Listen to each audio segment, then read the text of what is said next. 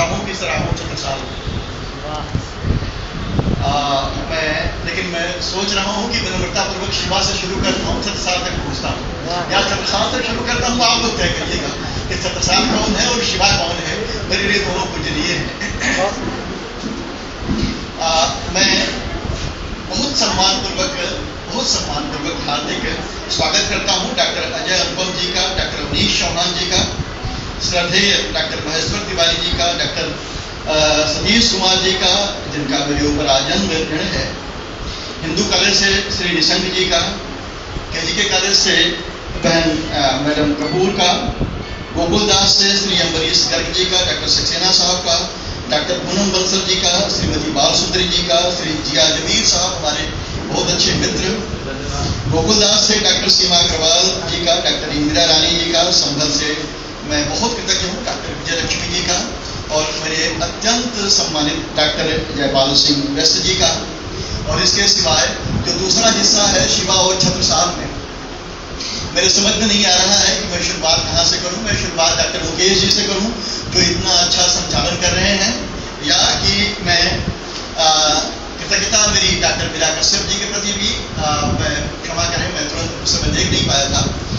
और मैं यही कहता डॉक्टर मुकेश जी के बारे में कहूँ या कि डॉक्टर सुधीर जी के बारे में कहूँ। सुधीर जी ने पूरी जो टेक्नोलॉजिकल सब कुछ हमारे सामने नजर आ रहा है, ये पूरा अहिर्निश काम करके डॉक्टर सुधीर जी ने ये सब कुछ यहाँ पर तैयार किया है।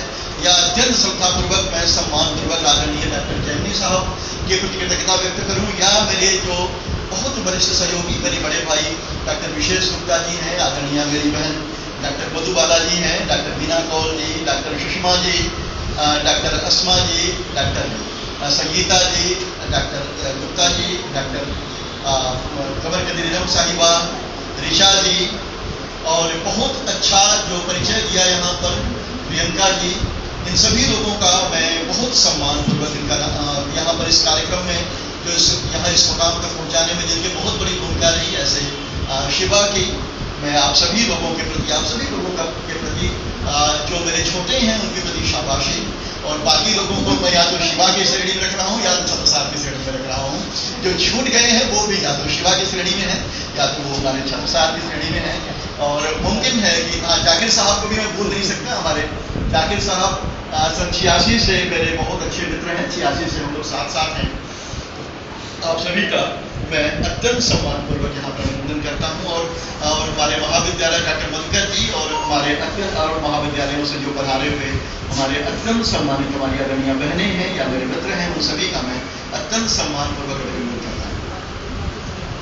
अब जो दूसरे हिस्से के बारे में मेरे मित्र ने आदेश दिया, मतलब अनुरोध किया है डॉक्टर मुकेश जी ने, मैं उसकी पृष्ठभूमि के बारे में केवल एक दो बातें जरूर कहना चाहूँगा, क्योंकि मुझे लगता है कि ये मेरा स्थायी भाव नहीं है, ये मेरा कभी कभी वाला भाव है। और उसकी शुरुआत कुछ इस प्रकार से हुई कि सन 2002 में मैं रिफ्रेशर कोर्स करने गया था यहाँ पर दिल्ली में, सुप्रीम कोर्ट के सामने इंडियन लाइन इंस्टीट्यूट है। तो वहाँ पर एक मेरे मित्र हैं दिनेश, जो मेरे वहाँ 22-23 लोग आए थे पूरे देश भर से। सहयोग ऐसा रहा कि हम 11 लोग ऐसे थे जो करीब एक साथ या करीब आगे पीछे पड़े हुए थे बीएचयू से। तो आधे लोग हम लोग थे, तो करीब विद्यार्थी जीवन ही था वहाँ पर। तो मेरे एक हमारे साथ के मित्र थे, उन्होंने कहा कि यार तुम तो कानून में उलझ के रह गए, तुम्हें कुछ कविता उगता लिखने आती नहीं और तुम कुछ नहीं लिख सकते कविता। तो मैंने एक कविता उनको ऐसे शेर टाइप का जो अपने मित्रों से सुना करता था, उसी आधा तिहाई मैंने सुना दिया। मैंने कहा कि ऐसा है कि तुम्हारे झूठ की कलई कहीं न खुल जाए, इसलिए आज भी मुंह खोलने से बचता हूँ। मैंने उन्हें यह सुना दिया कि तुम्हारी झूठ की कलई कहीं न खुल जाए, इसलिए आज भी मुंह खोलने से डरता हूँ।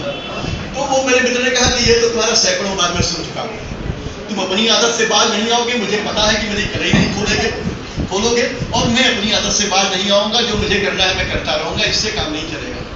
कविता के मायने ये है कि कविता ऐसी लिखो जिसमें मुझे ये लगे कि वाकई तुम बिल्कुल उतने ही शुष्क नहीं हो जितने कि विद्यार्थी जीवन में हुआ करते थे। थोड़ा बहुत परिवर्तन आया है।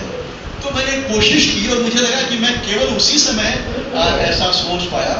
अच्छा, वो लिखा और फिर वो कहीं खो गए। मेरे मित्रों ने बहुत दबाव डाला, तो मैंने फिर कल से याददाश्त के आधार पर फिर से जोड़ने की कोशिश की, और उसे जो लिखा हुआ है मैं उसके बारे में एक जरूर क्षमा याचना करूंगा कि मेरी ये मान्यता रही कि मैं कभी भी मौलिक नहीं हूं। मौलिक तो पहला मानव होता है, पहला इंसान होता है।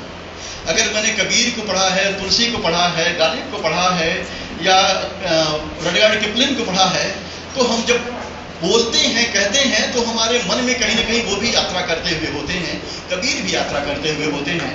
तो इन्हीं सभी की सोच के साथ, इसलिए मेरा ये मौलिक नहीं है।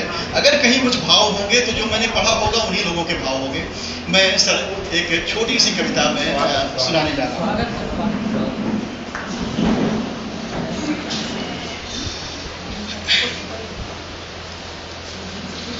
उस दिन सांझ ढले तुम आए, उस दिन सांझ ढले तुम आए, मदिरा भींगी रात हो गई, हम तुम नैन छिपा कर जिसको याद करें वो बात हो गई। झीलों में थी कैद मछलियां, झीलों में थी कैद मछलियां, वे सब बंधन तोड़ गई थी। नदियां बांधों वाली उस दिन अनायास ही उफन गई थी। उस दिन बहुत अधिक खनका था, उस दिन बहुत अधिक खनका था, हाथों का वह प्यारा कंगन रोम रोम से पुलक रहा था।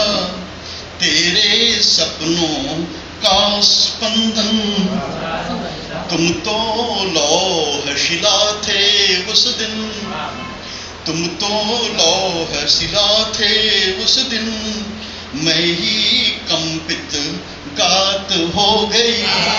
हम तुम नैन छिपा कर जिसको याद करें वो बात हो गई। उस दिन चोरी चोरी मैंने कितनी बार तुझे देखा था, उस दिन चोरी चोरी मैंने कितनी बार तुझे देखा था। तेरी शर्मीली आंखों का कहा हुआ अनकहा पढ़ा था। उस दिन बहुत अधिक चहकी थी आंगन की वो प्यारी बुलबुल, उस दिन बहुत अधिक चहकी थी आंगन की वो प्यारी बुलबुल।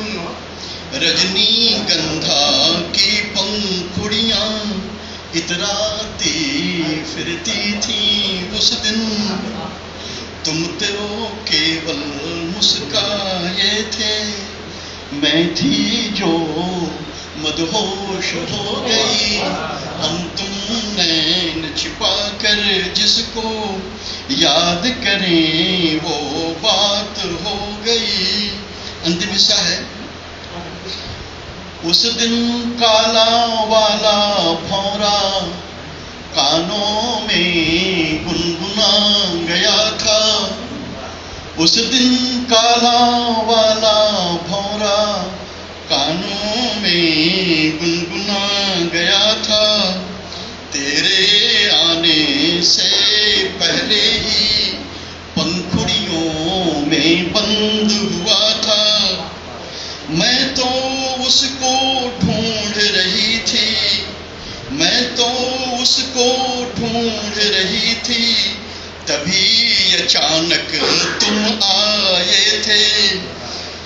घर आंगन के खुले व्योम में मादक झोंके ले आए थे। उस दिन बहुत अधिक मचला था मेरा वो सतरंगी आंचल, उस दिन बहुत अधिक मचला था मेरा वो सतरंगी आंचल। मेरे मन की सुप्त धमनियाँ अंगड़ाती रहती थी उस दिन। तुम तो केवल शर्माए थे, तुम तो केवल शर्माए थे। मैं ही पुरइन पात हो गई, हम तुमने छिपा कर जिसको याद करें वो बात हो गई, याद करें वो